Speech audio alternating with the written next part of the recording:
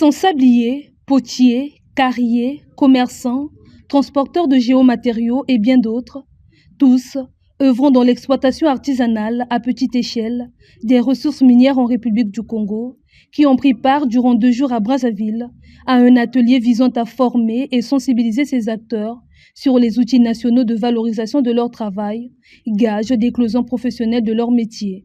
L'exploitation artisanale et à petite échelle des ressources minérales en République du Congo joue un rôle déterminant dans l'économie locale, créant des emplois et stimulant le développement économique dans les communautés rurales.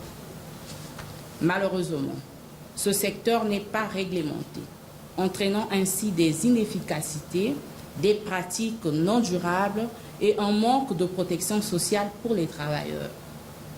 Avec cette formalisation, nous osons espérer avoir des structures mieux organisées et plus rentables pour le pays.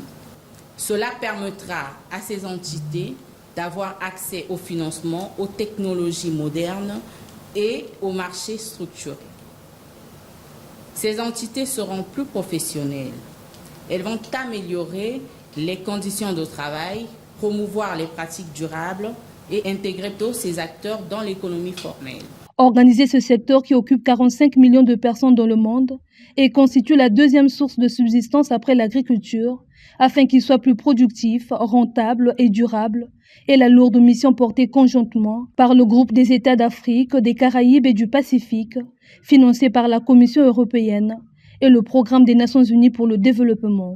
Le programme donc ACP Union européenne PNUD permet, je cite, l'institutionnalisation de ces entreprises sous le leadership ici au Congo du ministère en charge des mines.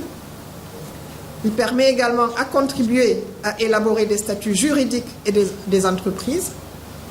Il offre la possibilité d'accompagner les entreprises dans le processus d'accession aux services qui sont en charge de la sécurité et de la protection sociale.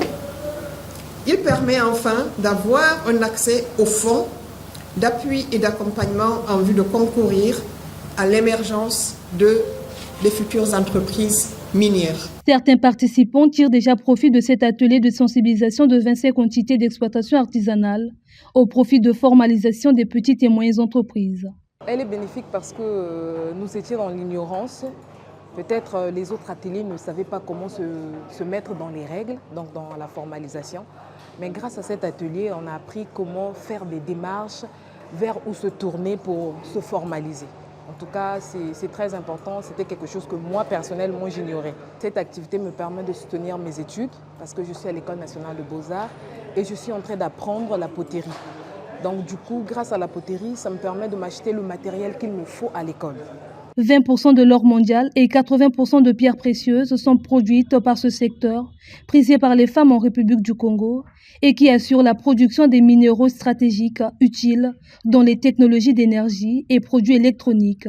Un communiqué final est donc attendu au terme de cet atelier qui a ouvert ses portes le 1er octobre dernier.